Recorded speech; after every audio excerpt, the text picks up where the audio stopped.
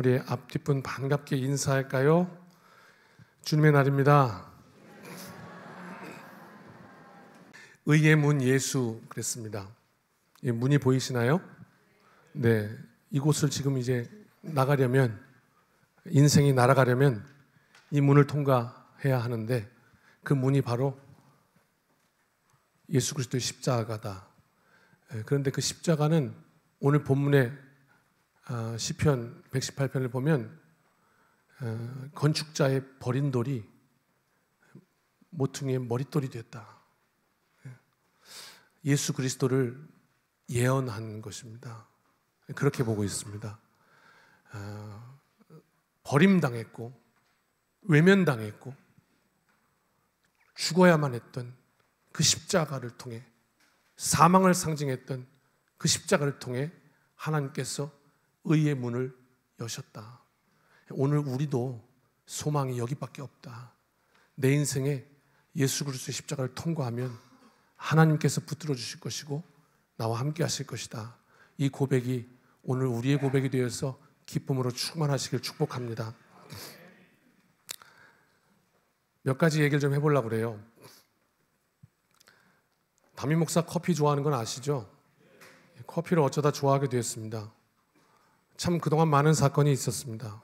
처음에 커피를 한다고 제가 맛을 보아서 너무 맛있어서 커피도 타드리고 이렇게 했는데, 제가 10이면 9 듣는 이야기가, 목사님 죄송합니다, 저는 커피 맛을 몰랐어요. 3박자가 저는 좋습니다. 그래서 저를 외면하고 다 자판기에 가서 커피 좀 달라고 손을 내미시더라고요. 6개월쯤 지났나요? 서서히 이제 커피 맛을 알게 되셨는데, 그래서 제가 원망도 많이 들었습니다. 여선교회 사업을 제가 망쳐버렸습니다. 커피 자판기가 망했습니다. 이제는 다, 그러면서 또 그러면 맛을 보았으면 저한테 와서 고맙습니다 이렇게 될 텐데, 고맙다는 인사는 못 들어보고 원망하십니다. 목사님 때문에 커피를 못 사 먹잖아요. 밖에 나가서 맛이 없어서. 그것도 원망거리가 되더라고요. 참 재밌구나 하는. 어쩌다가 커피를 좋아하게 됐어요. 옆 교회 목사님이 캠핑을 떠났다고. 죄송해요, 우리 교우 가운데도 캠핑 좋아하시는 분 계시죠? 근데 저는 그 참 이해하기가 어렵습니다. 왜 사서 고생을 하나. 캠핑을 하는 걸 가만히 봤더니 나가더니 집 져야 된다고 열심히 집 짓는데 한 4-5시간은. 그러더니 앉아갖고 이제 피곤하대요. 잠깐 쉬고 커피 한잔 마시고 이제 집에 가야 된대요. 또 집 해체하느라고 또 한 4-5. 이 고생을 무엇하러 하나. 이제 그런 생각을 했는데, 그 목사님 캠핑 초청해서 가서 커피를 한 잔 얻어먹는데 그날 꽂힌 겁니다. 이야, 어떻게 이런 맛이 있지? 오늘 맛에 대해서 좀 얘기해 보려고 그러거든요. 그래서 입문하게 되었습니다. 커피 얘기 좀 하나 해드릴게요. 2020년도에 파나마 나라에서 게이샤라는 커피가 있는데, 그 커피가 1파운드에 176만 원에 낙찰이 됩니다. 여러분, 파운드 그러니까 계산이 잘 안 되시죠? 0.44 얼마 정도 킬로그램이에요. 그러니까 1kg에 390만 원입니다. 커피 생두, 커피 콩 1kg에 390만 원. 전혀 관심 없어서 놀라지도 않고, 그냥 제가 가서 흔들어야 될 지경에 죽었니 살았니. 1kg에 390만 원이라고.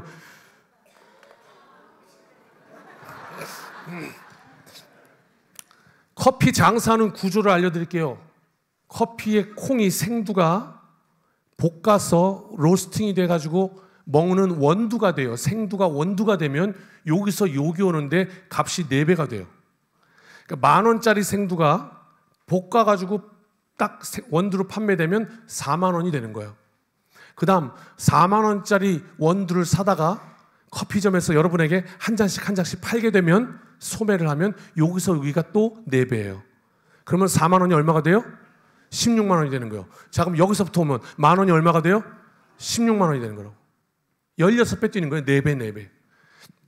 그런데 커피 시장이 과열되다 보니까 경쟁이 치열해지고 이 4배, 4배가 점점 쪼그라들어서 요즘은 그래서 도저히 이윤이 안 남으니까 아예 커피점에서 로스팅까지 하는 거예요.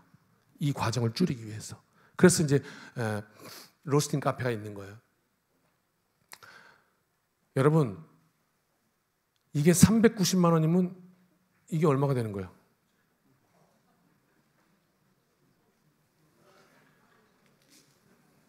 막 계산하느라고 지금. 그래요. 6,400만 원이에요. 1kg에. 16배 1원이라고 하면 여러분 커피 값이 8,000원이라고 만약에 하잖아요. 그러면 그 커피 값에 있는 콩 값은 500원 정도 된다고 보면 돼요. 이렇게 뛰는 거거든요. 그러면 1kg에 400만 원이라고 치면 볶으면 1,600이 되고 팔면 6,400이 되는데 1kg를 볶으면 800g 나와요. 수분이 날아가서. 그러면 800g으로 몇 잔 커피쯤 내릴 수 있느냐? 40잔쯤 내릴 수 있어요. 여러분 너무 복잡하면 그냥 그런 줄 알고 그냥 들으시고 마지막 결론만 들으시면 돼요. 네. 그렇게 어떻게 돼요? 그러면 40잔에 6,400만 원이 나와야 돼요. 그러면 40잔에 6,400만 원이면 한 잔에 얼마예요? 여러분 이것만 아시면 돼요. 커피값 한 잔에 얼마예요? 예, 160만 원이에요. 커피 한 잔에 160만 원. 파나마 게이샤 2020년에 팔렸던 그 커피 말이에요. 그런데 안타깝게도 한 잔에 160만 원짜리 그 커피는 대한민국에 한 톨도 들어오지 못했어요. 왜냐? 일본이 싹쓸이 해갔거든요. 왜 그럴까요? 대한민국에서 커피 한 잔에 160만 원 그러면 사 먹을 사람이 있게요, 없게요? 있을 수도 있어요, 몇 명은. 160만 원이 1,600원 같은 이들이 있을 거니까. 그러나 99점 몇몇 %는 사 먹지 않을 거예요. 즉, 그거를 들여와도 장사가 안 되는 거죠. 일본의 사자 커피라는 회사에서 싹쓸이 갔어요. 그러니까 일본에는 이 돈 주고 먹는 사람이 있다는 거죠. 매니아층이 있다는 거예요. 여러분은 아마 대부분 이런 생각을 지금 하고 계실 거예요. 미친놈들.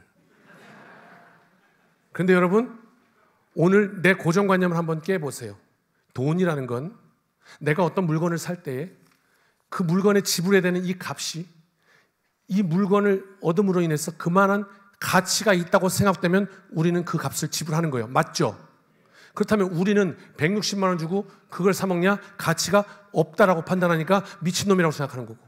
그런데 어떤 이에게는 정말 그 맛은 한번 보면 160만 원의 가치가 있어라고 판단하는 이는 그 돈을 주고 사 먹을 거라는 말이에요. 예를 들면 좀 억지지만 이렇게 생각해 봅시다. 우리는 여기서 설렁탕 한 그릇을 12,000원을 주고 사 먹어요. 그런데 그이가 뭐라고 그러냐면, 야, 설렁탕 한 그릇이 무슨 12,000원이야? 돈이 아깝다, 야. 한 5,000원쯤에야 사 먹지 하면서 그분이 가가지고 160만 원짜리 커피를 사 먹어요. 왜? 이거는 5,000원 줘도 아깝지만 얘는 160만 원 줘도 안 아까워. 그런 사람이 있을 수도 있잖아요. 여기에 가치가 있을 수도 있잖아요. 그 사람들을 오늘 우리는 뭐라고 부르냐면 매니아라고 부르거든요. 미친 거예요. 거기에 푹 빠진 거예요. 그러면서 그 사람들은 우리를 향해서 이렇게 얘기하죠. 맛도 모르는 놈들. 니들이 맛을 알아? 이렇게 얘기를 하겠죠. 저는 지금 가치라는 이야기를 하고 싶은 거예요. 여기까지는 아니어도 한 잔에 커피 콩값이 5,000원 되는, 팔면 8만 원이겠죠? 콩값이 5,000원이면 8만 원. 그런 커피를 마셔본 경험이 있어요. 굉장히 비싼 커피입니다. 이게 5,000원이면 한 잔에. 정말 특별한 경험이었습니다. 한 잔에 5,000원이면 이게 콩값이 8만 원이에요. 20만 원이구나.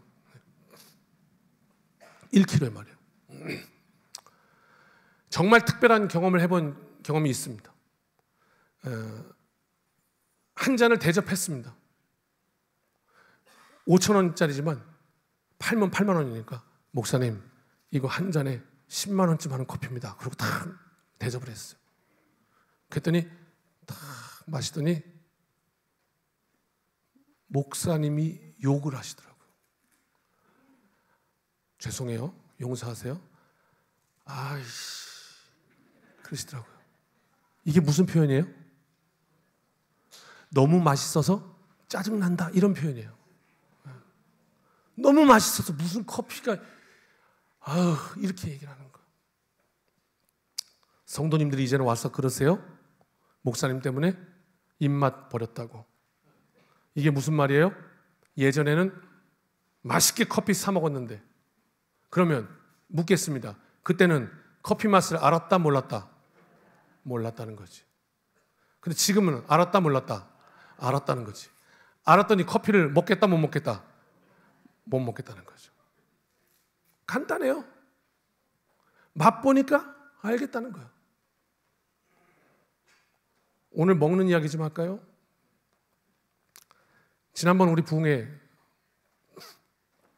강사 목사님 오셔서 진짜 잘 드시대요. 진짜로. 제가 먹는 양에 적어도 10배는 드시는 것 같아요. 와. 제가 정말 고생했어요. 맞춰드리느라고. 근데 계속 식사할 때마다 듣는 이야기가 뭔지 아세요? 목사님은 왜 안 드세요? 안 먹긴요, 지금 막 배가 터질 것 같은데 목사님은 왜 안 드세요? 나중에 막 이게 막 매식매식거리고 계속 멀미하는 것 같아요. 뭔가 특별한 대접을 좀 해드리고 싶었어요. 그래서 대한민국 고기의 성지 모르시죠? 서울의 마장동을 다녀왔어요.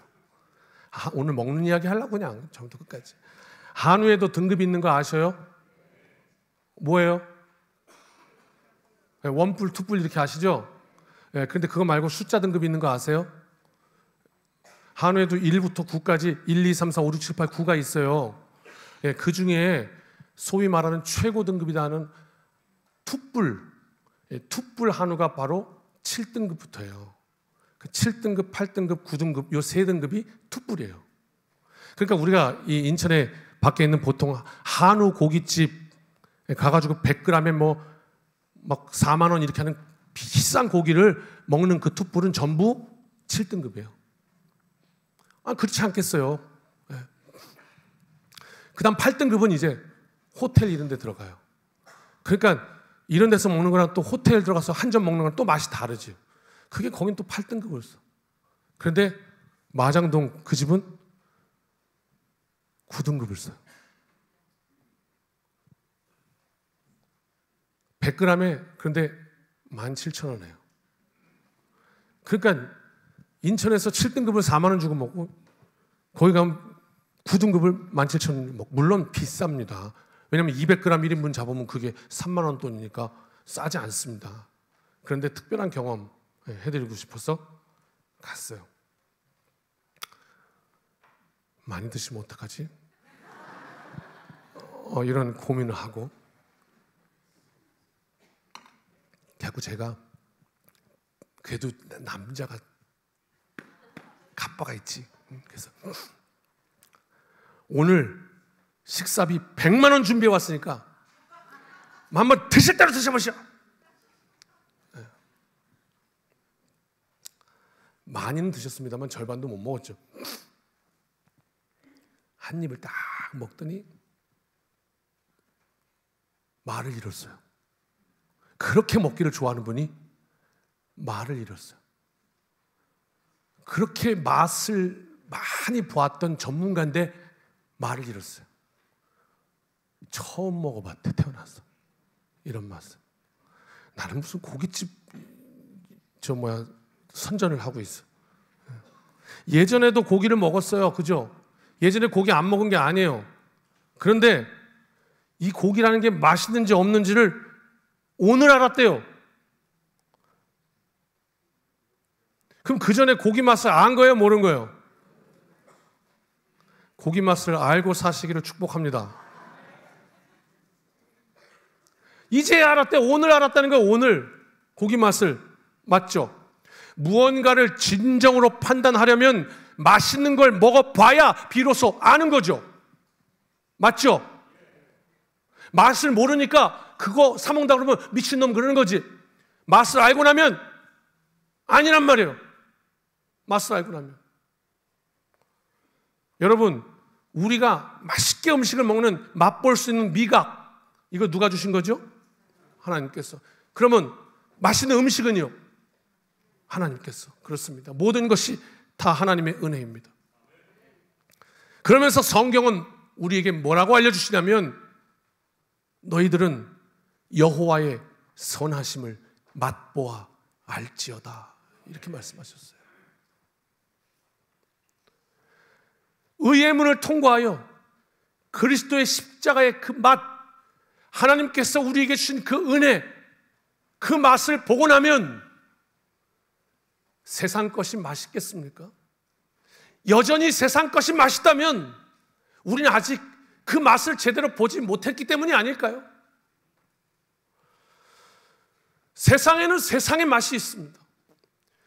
그리고 오늘 우리 가운데 여호와를 맛보아 안 자들이 있습니다. 고기가 맛있었는데 진짜 먹고 나니까 예전에 먹던 것이 별거 아닌 것처럼, 커피를 진짜 좋아했는데 정말 맛있는 커피를 맛보고 나니까 예전에 먹던 게 커피가 아니었구나, 아닌 것처럼 여호와의 선하심을 맛보아 알게 되면 그 세상의 맛은 별거 아니구나. 오늘 깨달아지시기를 주님의 이름으로 축복합니다. 1절입니다. 같이 읽어볼까요? 시작. 여호와께 감사하라. 그는 선하시며 그의 인자하심이 영원하미로다. 그의 선하심과 인자하심, 그것을 맛보고 나면 오늘 우린 여기 왜 모였느냐? 하나님 감사합니다. 오늘 이 자리가 그 예배의 자리인 줄 믿습니다. 어떻게 하나님의 인자하심을 맛볼 수 있는 길이 있는가? 통로가 있는가? 의의 문. 따라합시다. 의의 문. 그렇습니다. 하나님의 선하심을 맛보아 아는 통로입니다. 오늘 본문 19절입니다. 같이 읽읍시다. 시작. 내게 의의 문들을 열지어다. 내가 그리로 들어가서 여호와께 감사하리로다. 아멘. 오늘 예배 시간을 통해 하나님 앞에 감사가 터져 나오시기를 축복합니다. 여러분의 인생에 의의 문이 열어지시기를, 그래서 하나님의 놀라우신 은혜를 맛보아 알게 되시기를 주님의 이름으로 축원합니다. 22절입니다. 시작. 건축자의 버린 돌이 집 모퉁이의 머릿돌이, 그 의의 문은 바로 예수 그리스도. 모퉁이 돌, 건축자가 버린 돌. 세상에는 입맛이 안 맞아요. 세상에서 세상 맛을 보려니까 영 십자가는 껄끄러워요. 그래서 버렸어요. 그래서 거절했어요. 그래서 십자가에 못 박았어요. 아무런 쓸모없는 듯 버려진 것처럼 보였지만 하나님은 바로 그 의의 문 예수 그리스도를 통해 하나님의 진짜 맛, 여호와의 선하심을 맛보아 알게 하신 줄 믿습니다. 그러므로 우리는 하나님이 함께 하시는 인생. 5절 오늘 본문이에요. 같이 읽읍시다. 시작.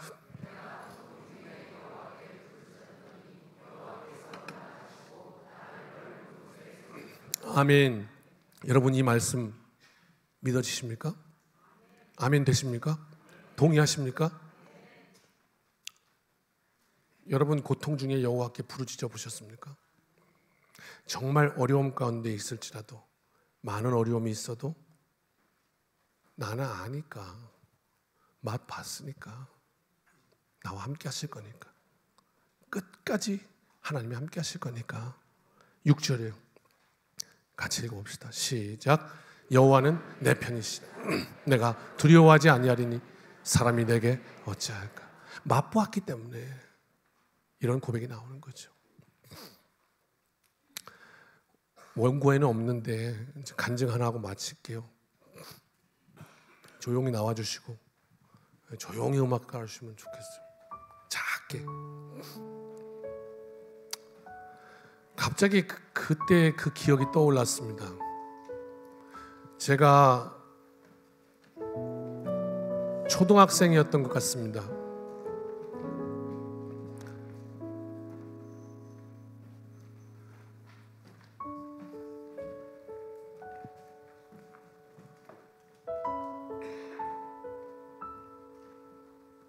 수영할 줄 알아요? 수영할 줄 알아요? 네. 배웠어요? 아니요. 천재네. 안 배웠는데. 수영을 처음 배웠던 날이에요. 아버지로부터. 장소는 해운대 해수욕장. 여러분 혹시 수영하시는 분들 계시죠? 운동하시는 분들. 수영은 처음에 뭐부터 배우나요? 어떤 수영부터 배워요? 계엄 이런 거 말고 정식 종목 자유형부터 배웁니까? 그렇군요. 그러니까 저는 배우면 시작이 잘못됐네요. 저는 배영부터 배웠습니다. 왜냐면 제일 뜨기 쉬우니까 바닷물에 처음에 그냥 이렇게 너부덕 그래갖고 팔을 저으래요. 근데 진짜 가는 거야. 진짜 또 몸이 너무 신기한 거야. 그래서 그 수영을 처음 배우던 날 너무 좋아서 야 간다 나도 수영할 수 있다 신난다 내가 제일 잘하는 것 같아 이 세상에서 나는 박태환이 될 거야. 그러면서 막 수영을 하는 거야. 신나게. 우리가 세상 속에서 뭔가 하나를 성공해서 막 신나게 가는 것 같지 않습니까? 막 가는 거예요. 근데 가다 보니까 갑자기 이상한 생각이 들었어요. 두려운 생각 말이에요. 계속 가도 되나? 이런 생각이요. 그래서 섰죠. 아이고, 그 선을 넘어가 버린 거예요. 제가 넘어가지 말라고 한 선을. 그 어떻게 돼요? 꼬락꼬락꼬락 바닷물 얼마 짠지를 그냥 아는 거지. 그냥 맛보아 안 거지. 꼬락꼬락꼬락꼬락. 근데 그 순간에 어떤 손이 나를 확 낚아채더라고. 그리고 탁 끌고 가더라고. 우리 아버지 되게 멋있어요. 예? 저 어렸을 때만 해도 우통 가면 갑바가 그냥 저는 뱃살만 탁 했는데 아버지는 갑바가 탁. 무슨 얘기냐면 아들을 수영을 가르쳐 놓고 그 수영이 아들의 인생이라면 그 아들이 가는 길을 계속 아버지는 지켜보고 있었던 거예요. 그리고 어느 순간 저거 더 가면 안 되는데 하는 순간 우통을 벗으신 거예요. 그리고 뛰어들어 아들에게 오신 거죠. 그리고 꼬르륵 하는 순간 탁 낚아채 보신 거죠. 갑자기 그 생각이 들더라고요. 그래서 마지막 노래하면서 많이 울었어요. 왜? 내 인생에 하나님은 그런 분입니다. 결코 내 인생에 나를 놓지 않는 분입니다. 불나서 뛰어보기도 했고 주사 맞다 죽을 거라는 의사의 말도 들어봤고 오토바이 타다가 정신도 나가봤고 멀쩡한 호텔에서 뒤로 넘어가서 뇌진탕으로 기절도 해봤고 너무 많은 사건들이 있는데 이런 이야기들을 가서 뭐 부흥회를 하거나 목사님들이랑 같이 나누면 목사님들이 저한테 뭐라 그러는지 아세요? 부럽다. 간증이 많아서 부럽다. 그럼 저는 이렇게 얘기하죠. 한번 불나서 뛰어보실래요? 뭐가 부러운 거예요? 부럽다. 여러분 이 이야기를 가만히 한번 정리해 보세요. 우리의 인생길에 정말 어려움이 있는데요, 의의 문 되신 그 예수를 통과하여 하나님의 백성된 자들에게는 하나님께서 지켜주신다고 그랬거든요. 구원하신다고 그랬거든요. 붙들어 주신다고 그랬거든요. 그래서 그 하나님이요 우리의 주인 되시니까 내 모든 죽을 뻔한 어려움이 사망의 음침한 골짜기가 다 남들이 부러워하는 일이 된 거예요. 난 죽을 뻔했거든요. 너무 어려웠거든요. 힘들었거든요. 그런데 그걸 부럽대요. 왜? 하나님이 함께 하신 증거니까. 의의 문 되신 예수. 오늘 우리의 삶 속에 그래서 마지막 절 읽고 끝내겠습니다. 여러분 오늘 우리가 여기 왜 모였느냐? 이렇게 말씀하십니다. 같이 읽읍시다. 시작. 이 날은 여호와께서 정하신 것이라 이 날에 우리가 즐거워하고 기뻐하리로다. 아멘. 아멘. 오늘 그래서 우리는 이 자리에 하나님을 향하여 기뻐합니다. 우리 각자의 삶의 이야기를 가지고 내가 어려움에 있다면 하나님 이것도 세상이 부러워하는 원수의 목전에서 상을 차려주시는 사건이 될 것입니다. 오늘 하나님 내 간증이 있다면 내가 그것으로 하나님 붙들어 주신 은혜에 기뻐합니다. 오늘 마음껏 즐거워하고 뛰노는 복된 은혜의 날 되시기를 주님의 이름으로 축복합니다. 찬양합시다. 다 일어났어.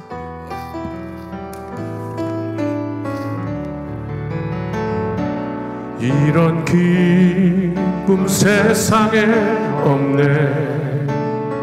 하늘의 백성만 누릴 수 있네. 이런 자유 세상에 없네. 주님의 자녀만 맛볼 수 있네. 솔로몬의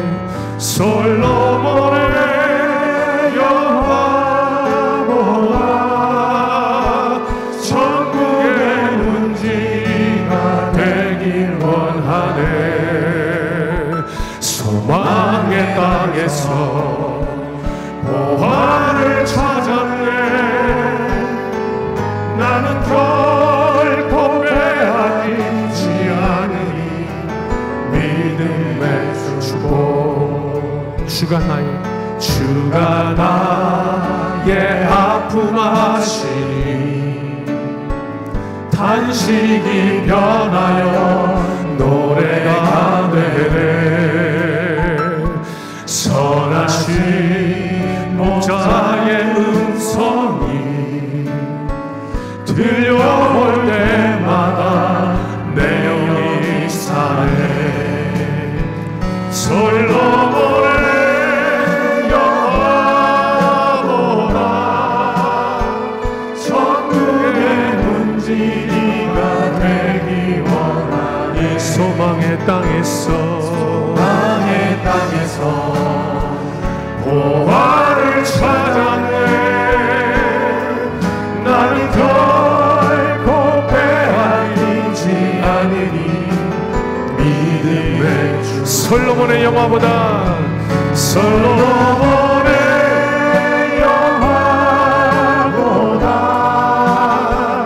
천국의 문지기가 되기 원하네. 소망의 땅에서 보화를 찾았네. 나는 결코 빼앗기지 않으니 믿음의 소망의 땅에서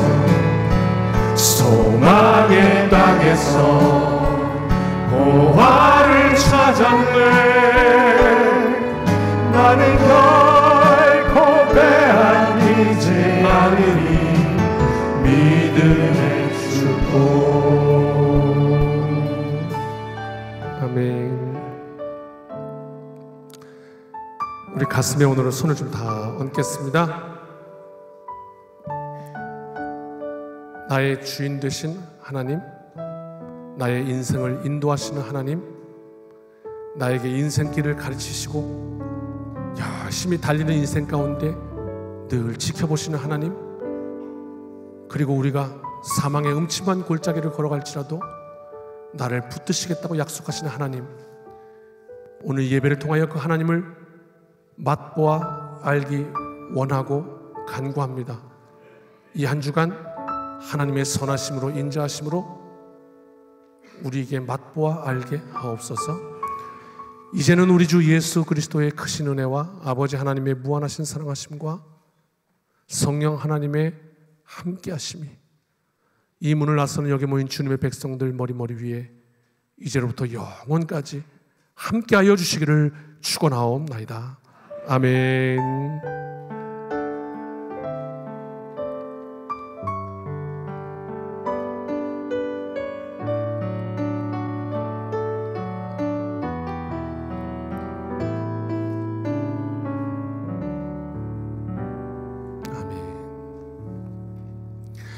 사랑하는 성도 여러분, 이 한 주간도 주님의 은혜로 승리합시다.